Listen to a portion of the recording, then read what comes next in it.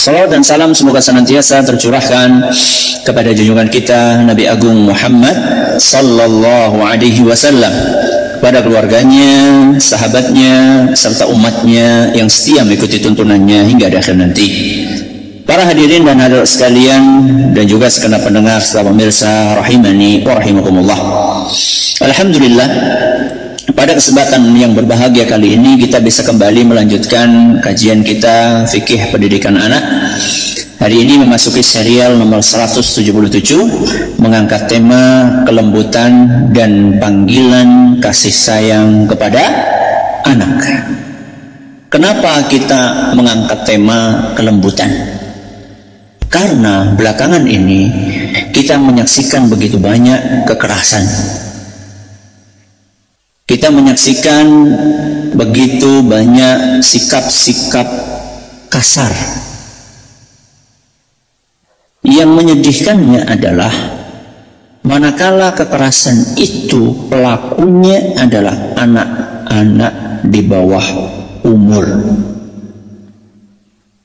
Kalau dahulu kekerasan, kejahatan itu dilakukan oleh para penjahat, oleh para residivis, pembunuh berdarah dingin. Sekarang yang melakukan adalah anak-anak. Ada apa dengan kondisi anak-anak kita hari ini? Dan yang jadi korban adalah teman mereka sendiri.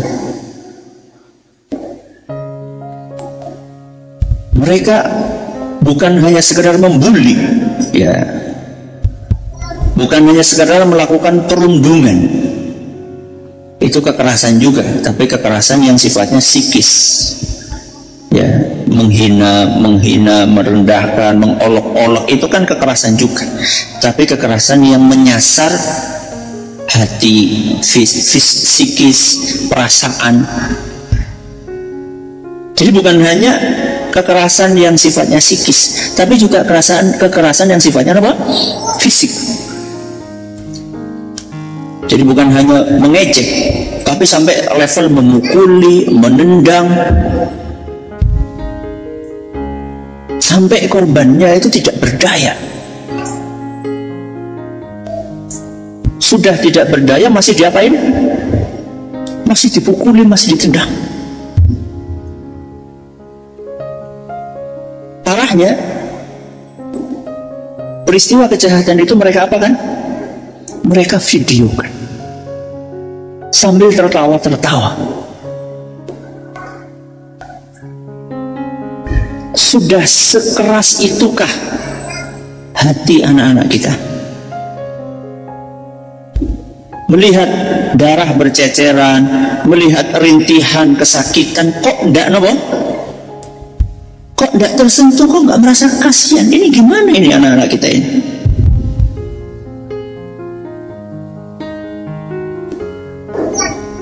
Ini masalah serius. Jangan sampai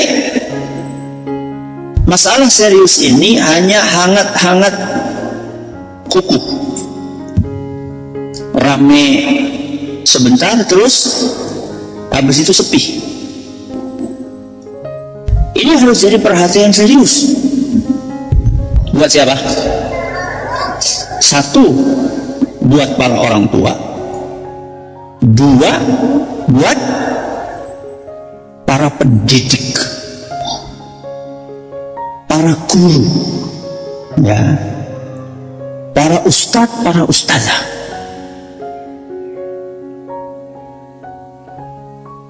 Bagaimana menjadikan ini sebagai masalah serius? Dengan kita cari akarnya. Ini sumbernya dari mana? Jadi bukan hanya sekedar kita mengeluh, bukan hanya sekedar kita marah-marah di media sosial, tapi kita berusaha untuk mencari sumber masalahnya. Setelah ketemu sumber masalahnya, kemudian kita cari solusinya, jalan keluarnya apa. Karena hanya sekedar marah-marah di media sosial, atau bahkan ikut-ikutan mencaci maki, itu nggak menyelesaikan masalah. Jangan-jangan sumber permasalahannya adalah karena orang tua yang membebaskan anaknya memegang HP, dan yang ditonton oleh anak di HP adalah tontonan-tontonan yang menyuguhkan kekerasan. Entah itu di film, entah itu di game. Ibu-ibu jenengan tahu nggak? Kalau salah satu game yang dimainkan oleh anak kita itu tembak-tembakan, kalau bisa nembak kepala sampai pecah kepalanya, itu dapat skor yang paling tinggi. Jenengan tahu nggak, Bu? Bahwa game yang dimainkan oleh anak jenengan itu salah satunya adalah itu. Jadi setelah berhasil membunuh, hore, bahkan mengucapkan alhamdulillah. Jenengan tahu nggak itu? Bukan hanya sekedar main mobil, ya, game yang mobil bukan sekedar itu, tapi game perang-perangan, bunuh-bunuhan. Semakin tepat tembakan itu mengenai bagian vital dari manusia yang dijadikan musuh di game itu, maka skor yang didapatkan semakin tinggi. Setiap hari anak kita dilatih untuk membunuh, dan tidak ada perasaan menyesal, malah justru senang. Bisa jadi sumber masalahnya ini.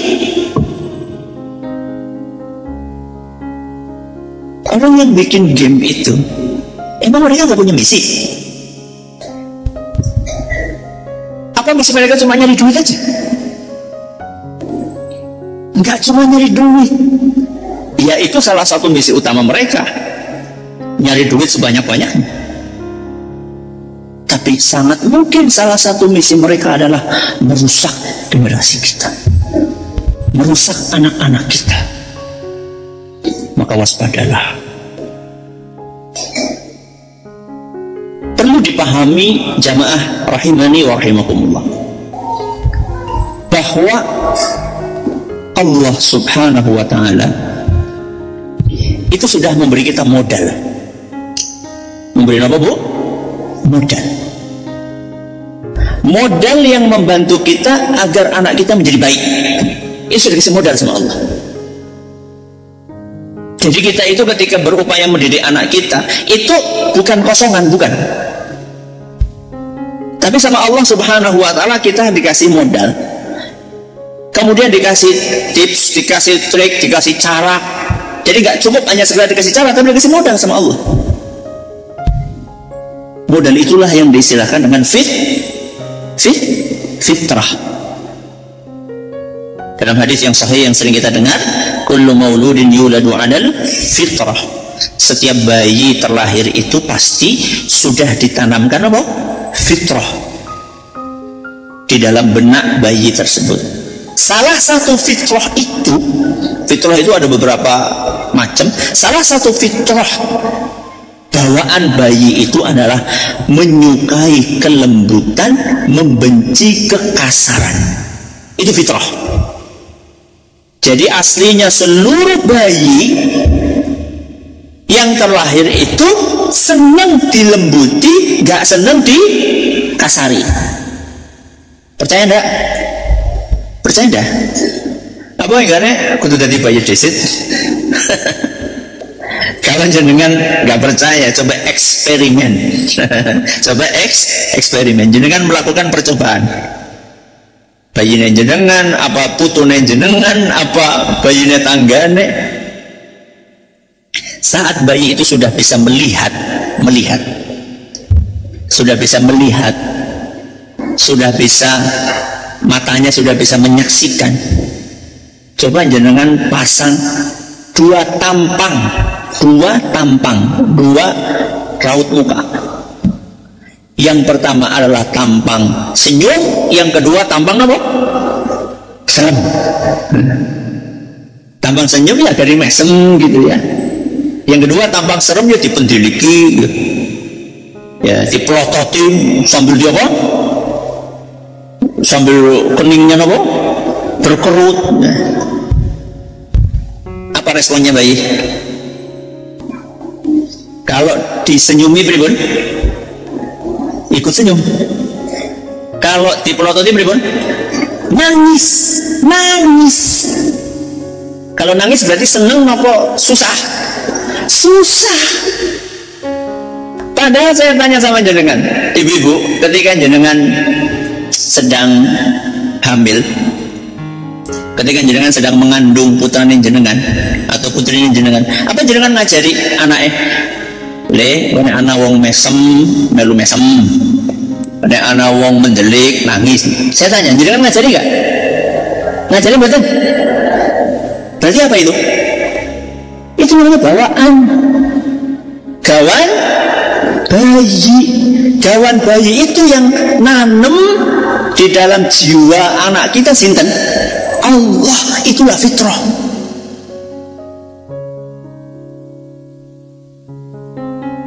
Berarti ya alhamdulillah ya. Ya alhamdulillah banget. Bukan cuma alhamdulillah. Kita dikasih modal, berarti kan kita lebih ringan. Kayak orang mau buka usaha nggih, wonten sing modali kali boten wonten sing modali. Penak sing pundi? Enak mana, dimodali apa enggak dimodali? Jangan burun dimodali. Enak yang dimodali, lebih ringan. Tapi orang yang berusaha dan dikasih modal mesti sukses sama badan? Belum tentu. Karena ada orang tidak menghargai modal, sehingga dikasih modal entong, dikasih modal entong, gagal, karena nggak serius. Begitu pula anak-anak kita yang sudah ditanami oleh Allah modal di hatinya menyukai kelembutan, membenci kekasaran, itu malah ada orang tua yang merusak modal itu, bahkan menghancurkan modal tersebut. Modal kebaikan tadi harusnya dijaga, diuri-uri, dikembangkan. Kok malah diapain, Bu? Kok malah dirusak dan dihancurkan?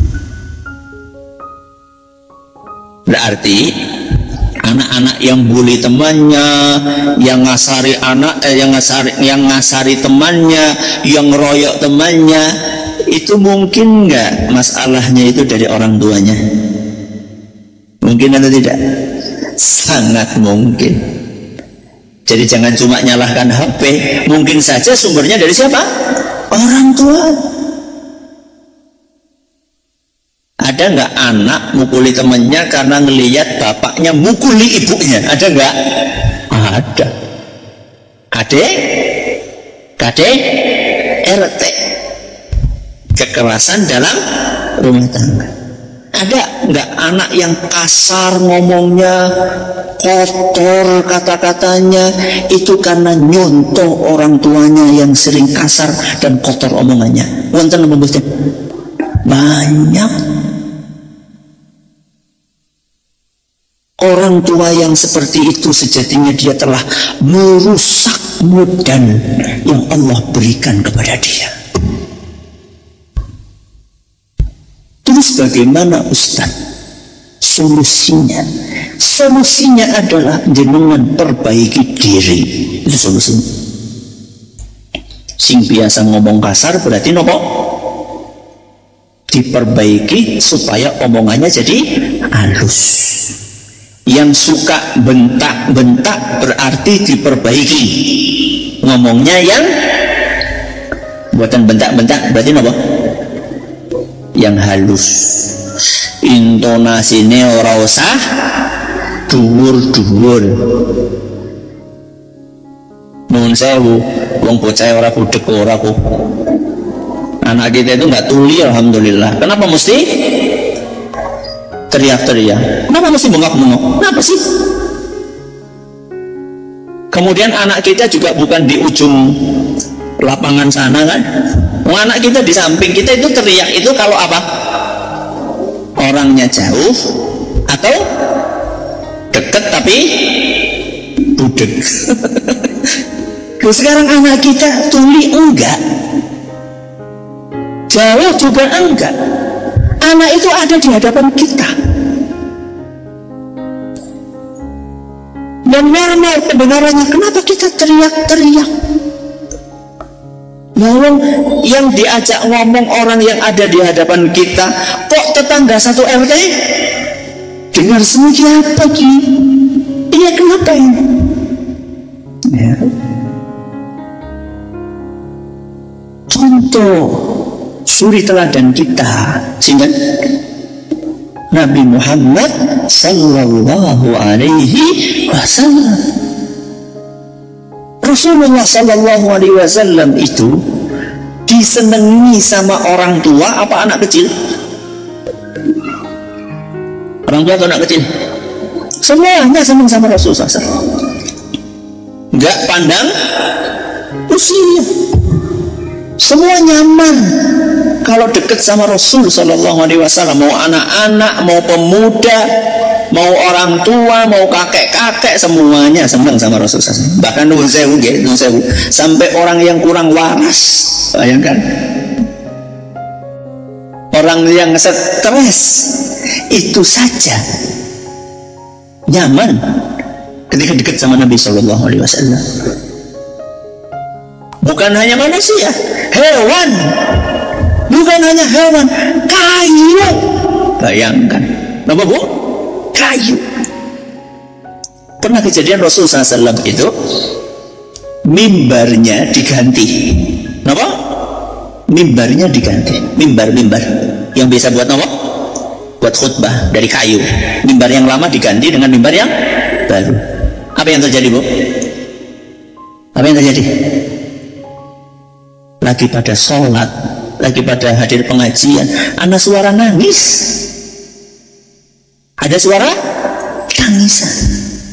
Siapa sih nangis? Hah?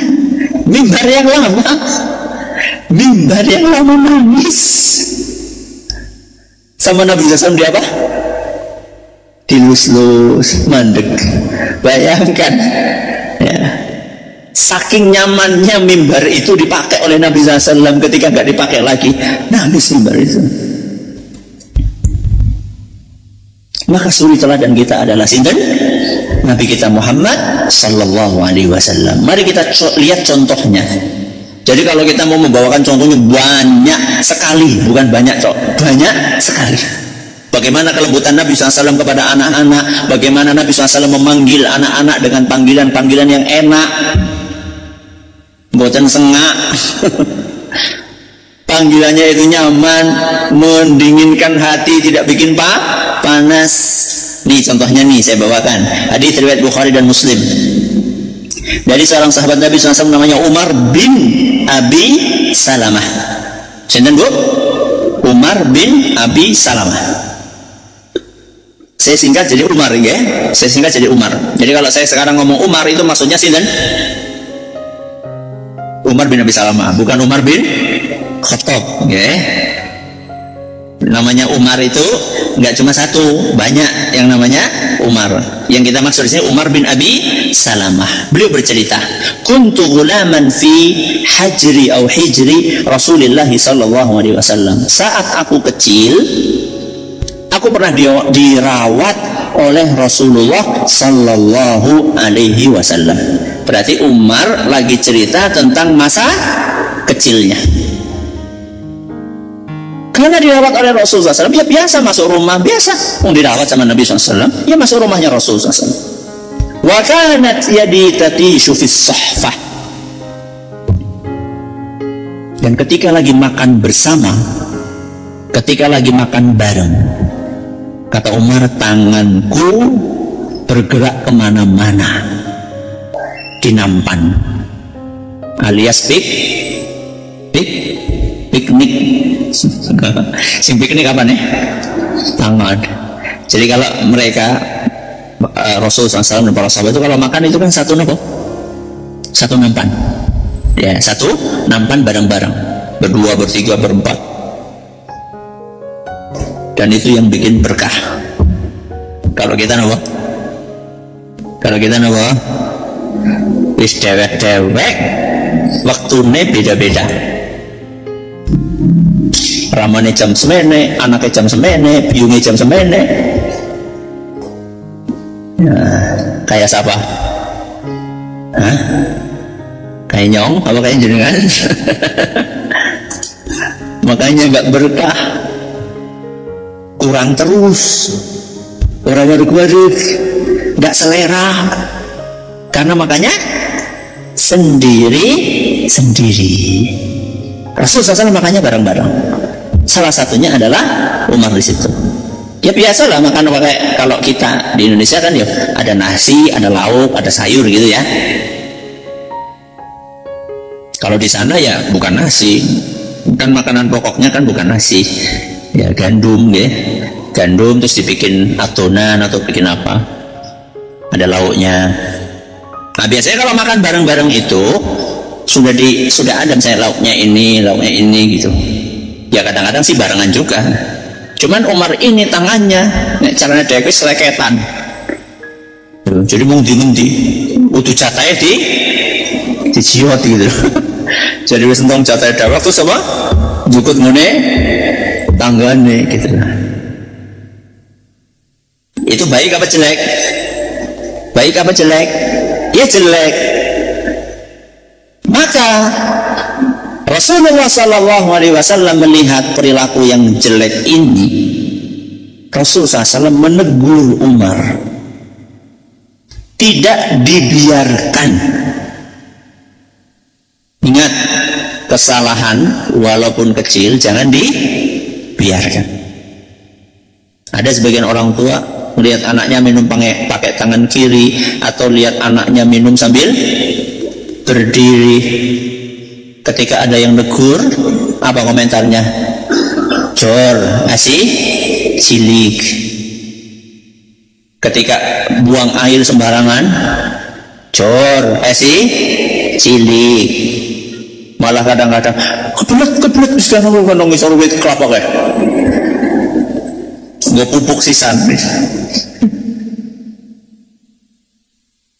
Ada nggak orang tua yang kayak gitu, Bu? Nah, nggak ada lah. Kecuali dalam kondisi terpaksa nggih, di jalan tol misalnya.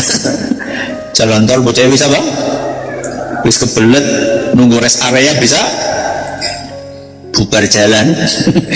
Ya bisa buang di mobil di rest area masih berapa kilometer, anaknya wis kebelet di situ kan yo. Dan pas lagi nggak pakai nomor pempes, ya terpaksa berhenti di pinggir jalan cari tempat, ya terpaksa. Itu kan kondisi terpaksa. Ini nggak terpaksa kok. Di rumah kamar mandinya ada di belakang, lu ngapa kok disuruh pipis di mana?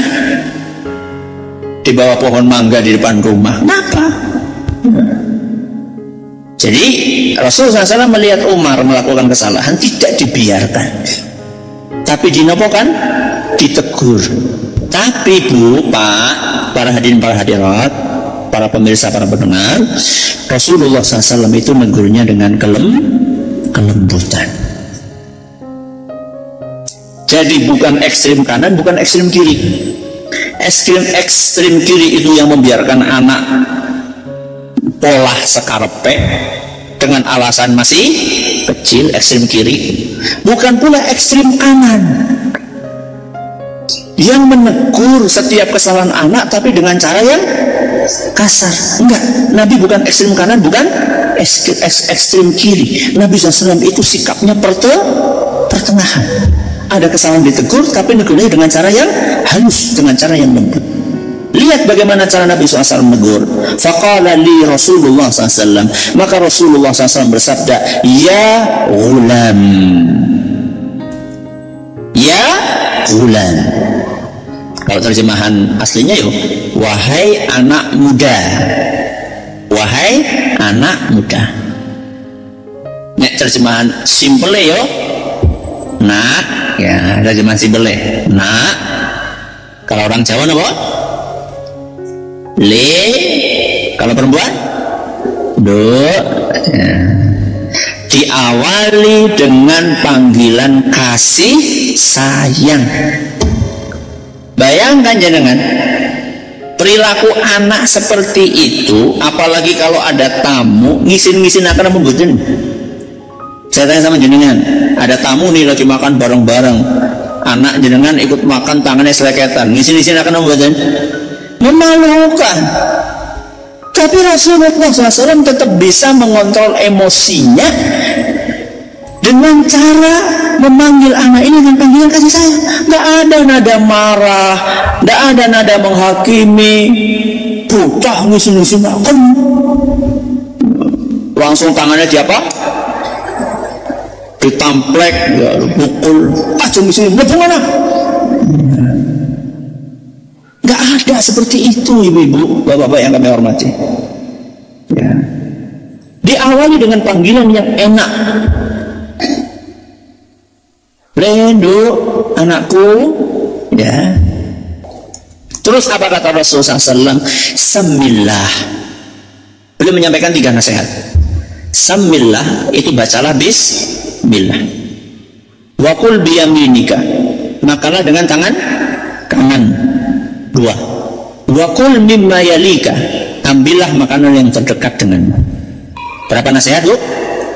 3. Coba diulangi ya, Pak. 1. Apa tadi 1? Bacalah bismillah. 2. Makanlah dengan tangan. 3. Ambillah makanan yang terdekat. Saya tanya, kesalahan Umar apa? Kesalahannya Umar nopo? Tangannya kemana-mana. Nasihatnya ada berapa? 3. Nasihat yang berhubungan dengan kesalahannya nomor berapa? Dia pada ngantuk apa? Kesalahannya tangannya kemana-mana. Nabi menyampaikan berapa nasihat? 3. 1, 2, 3. Yang berhubungan dengan kesalahannya Umar itu nasihat yang nomor berapa? 3. Nomor 1, nomor 2, suruh baca bismillah, suruh makan pakai tangan kanan. Itu nggak ada hubungannya dengan kesalahannya Umar. Yang ada hubungannya dengan kesalahan Umar adalah nasihat yang ketiga. Kenang apa? Menjaga, mungkin menjaga perasaannya Umar. Jadi yang namanya negur kesalahan itu tidak harus teksak siapa? Oh, teksak sih nama teksak. Langsung apa? Menembus jantung hatinya. Nggak harus seperti itu, Mas.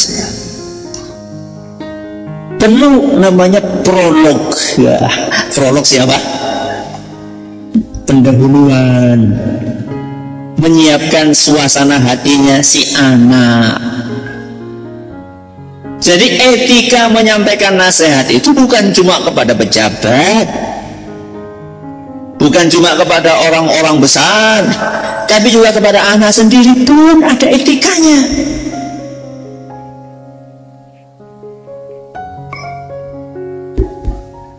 Sehingga Masya Allah Umar ini menerima, karena cara menyampaikannya juga mudah.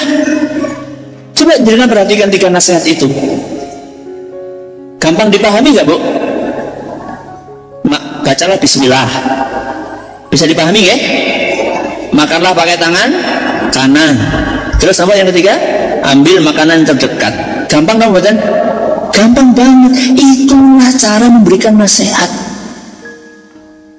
Gunakan bahasa-bahasa yang simple, yang mudah dipahami, rasa jelimet,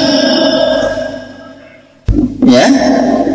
Gak usah pakai bahasa-bahasa istilah sing angel-angel, mentang-mentang dosen. Gak usah. Karena kadang-kadang anak kita melakukan kesalahan itu karena gak ngerti bahwa itu salah.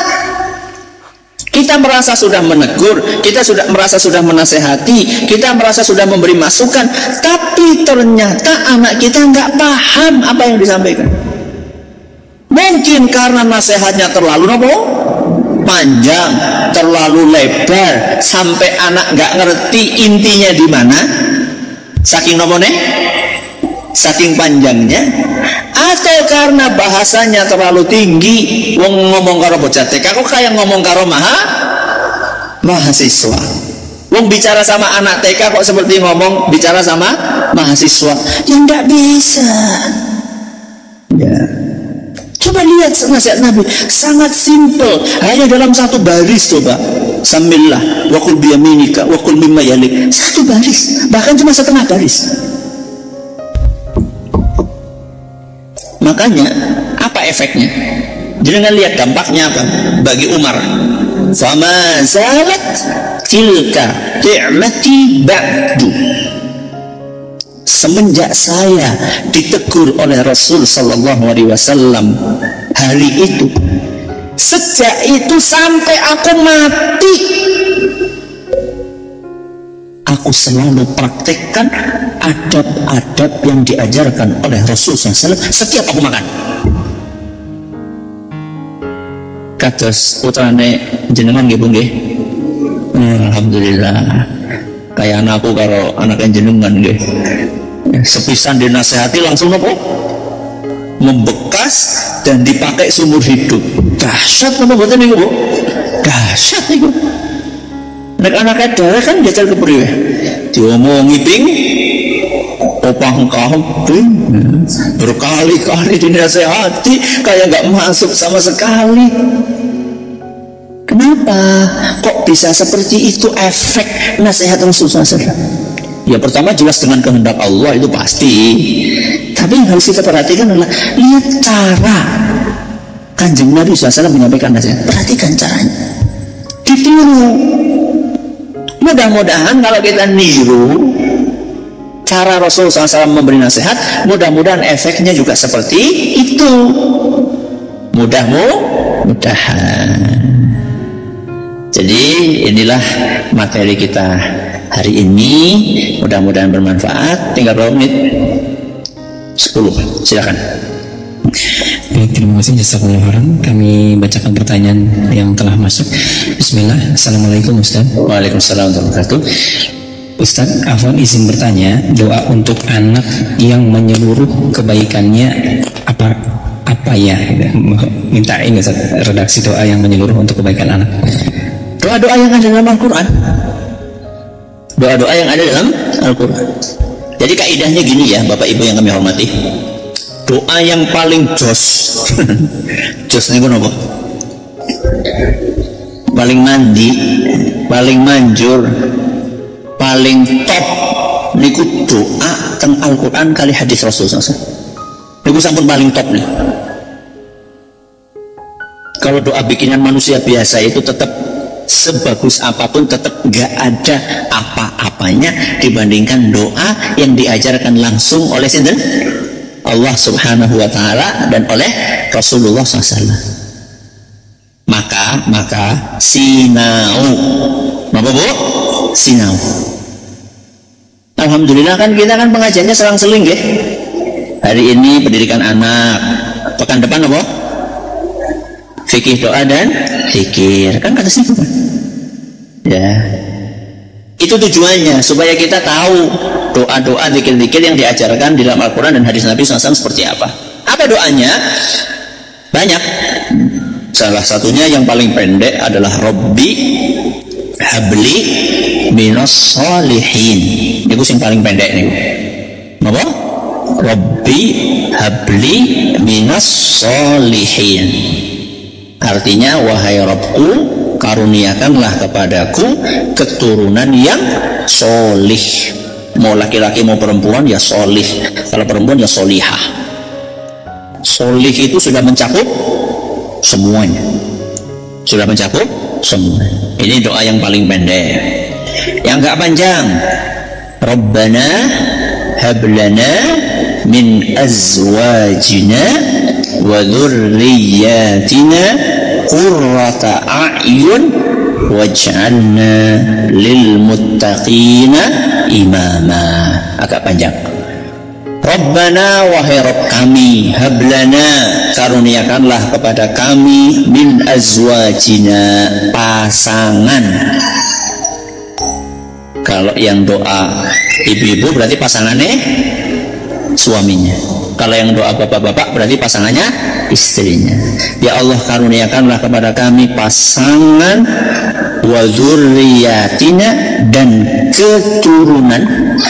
Jadi kita minta buat kebaikan buat siapa? Pasangan dan keturunan. Qurrata a'yun, yang menenteramkan mata, yang menenteramkan hati. Menenteramkan hati ini mencakup seluruh kebaikan dunia dan akhirat. Lihat putrane jenengan punya pekerjaan dan boten nganggur, itu menenteramkan apa boten? Menenteramkan. Lihat putrane jenengan rajin sholat, rajin ngaji, menenteramkan apa boten? Menenteramkan. Lihat putrane jenengan akhlaknya baik, bocah pinter, nang sekolah ranking 1 terus, menenteramkan apa boten? Menenteramkan. Makanya qurrata a'yun itu adalah sebuah redaksi kalimat yang pendek tapi menyeluruh. Redaksinya pendek tapi makna yang dikandung apa? Luas. Coba jenengan bandingkan dengan donga gawe cewek. Priwe jajal. Ya Allah, mudah-mudahan anakku jadi wong. Oh, siki berarti itu wong ya. Mudah-mudahan anakku jadi orang yang sukses, dapat pekerjaan PNS, golongan ya.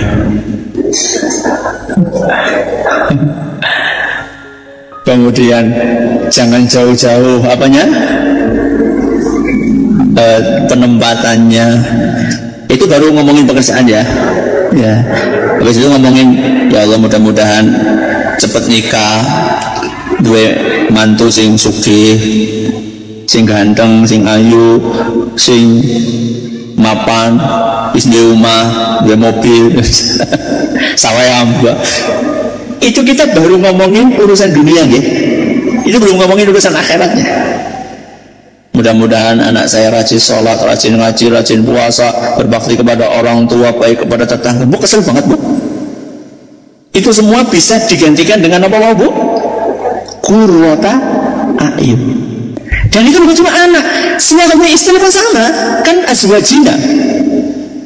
Iya kan? Azwajina wa dzurriyyahnya. Coba kalau jenengan mendoakan kebaikan buat suami, ibu-ibu nggih, pakai redaksi sendiri, gawe dewek. Gawane kayak apa aja. Ya Allah mudah-mudahan suami saya setia, orang bojo maning itu ya. Gajine mundak, tapi aja kurang mundak tok, aku ya diwene luwih akeh. Kemudian kalau ngomong halus, orang dolanan HP terus, ya mancingnya aja kesuwen, dolan caranya aja dina-dina, kan cewek banget. Bapak pun juga sama mendoakan istri juga demikian. Ya Allah muka-muka bojoku tambah ayu, tambah tua tambah ayu ya mungkin buatan Mbak, mungkin kan cantik kan nggak mesti fisik nggih. Ya.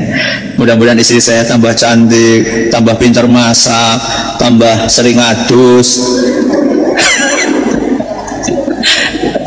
tambah sabar ngurusi bocah, tambah resik nek ngresiki napa rumah, kan jawab banget, panjang banget. Itu digantikan dengan apa bu? Qurrata a'yun.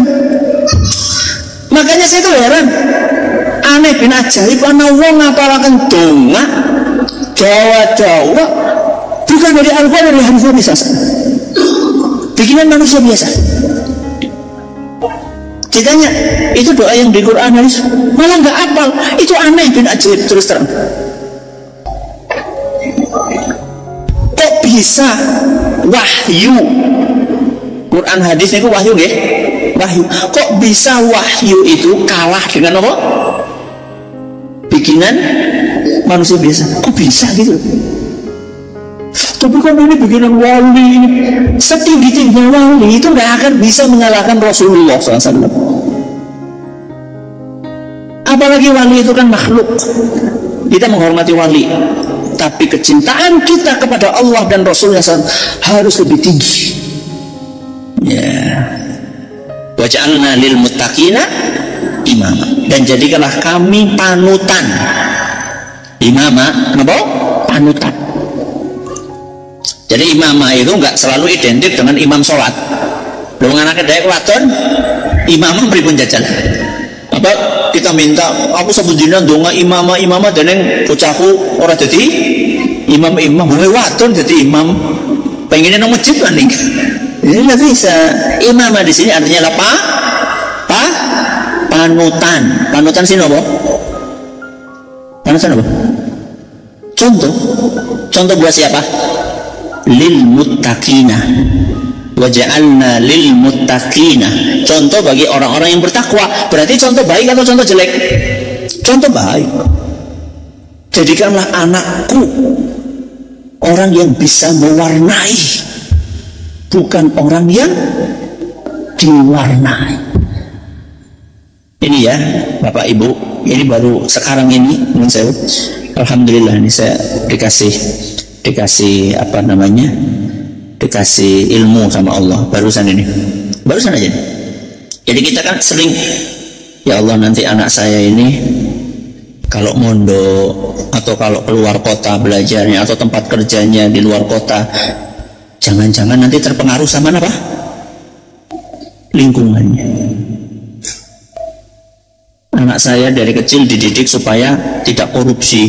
Jangan-jangan di kantor nanti ketemu sama teman-teman yang korupsi terus jadi ke bawah. Waja'alna lil muttaqina imama.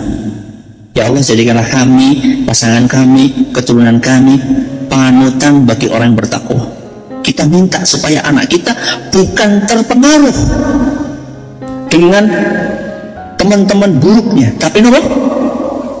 Bukan terpengaruh berarti nopo? Mempengaruhi.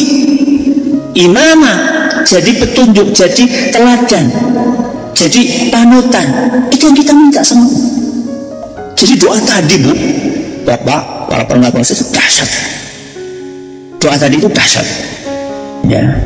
Dan semua doa dalam Al-Quran dan hadis Nabi SAW itu dahsyat.